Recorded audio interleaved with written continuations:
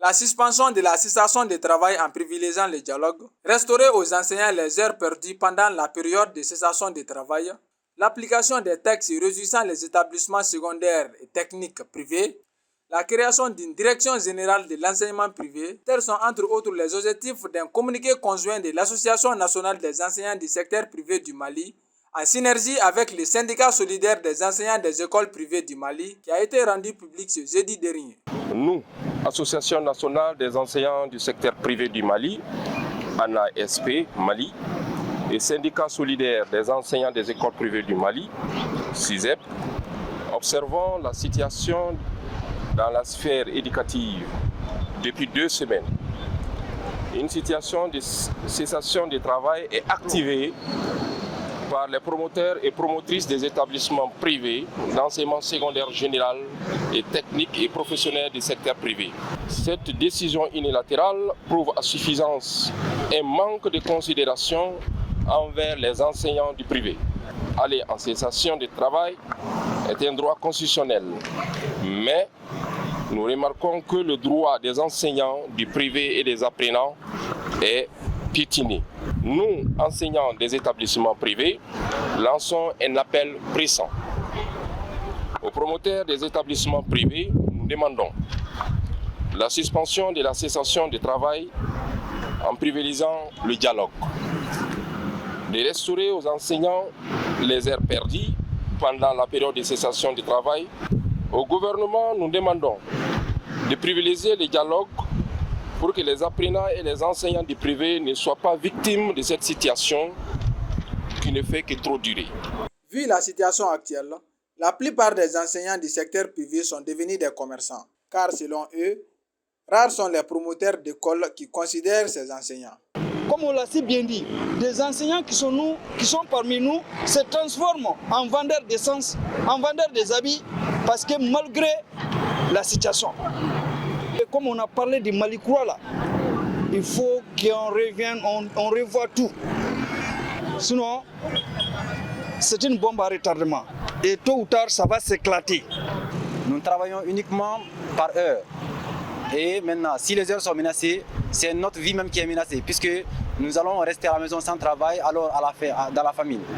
Donc, qu'ils nous laissent marcher nos heures. La grève, ce n'est pas notre faute. Ce ne sont pas nous qui avons initié la grève. Ce sont eux. Pourquoi nous pénaliser? Un deuxième point, l'État paie la totalité. Et nous ne gagnons pas la totalité de nos heures, étant donné qu'il y a grève. Nous dénonçons cette situation. Et nous invitons l'État et les promoteurs à respecter strictement les textes. Et nous demandons à l'État la création d'une direction de l'enseignement privé. Et nous demandons aussi à l'État une convention qui puisse garantir nos droits. S'il y avait une convention en place, si les textes du Code du travail, les textes de la prévoyance sociale étaient respectés, il n'y aurait pas eu de problème. Selon toujours ces communiqués, un éventuel ordre de cessation de travail est envisageable.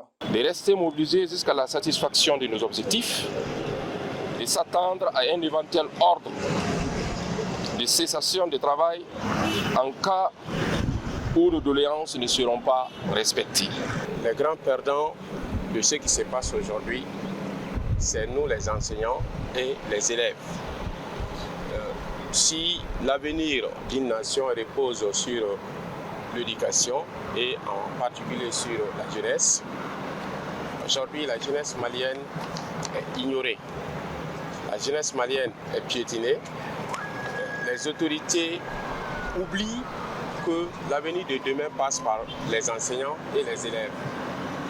3 semaines d'arrêt de cours, nous jugeons ça trop.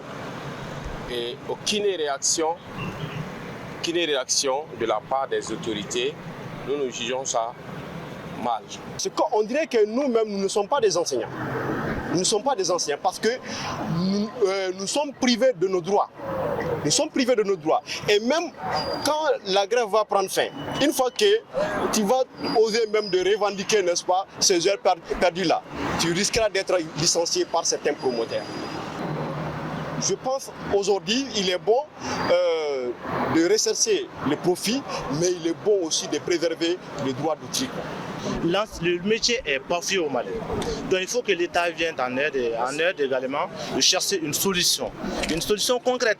Ce n'est pas les promoteurs qui peuvent gérer ça.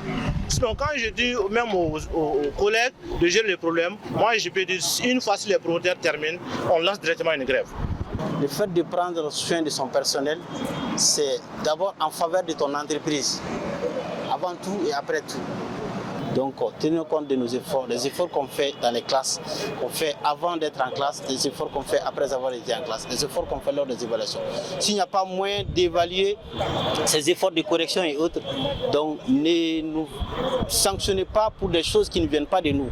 En effet, l'éducation est un droit fondamental, puissant vecteur de développement et l'un des meilleurs moyens pour réduire la pauvreté.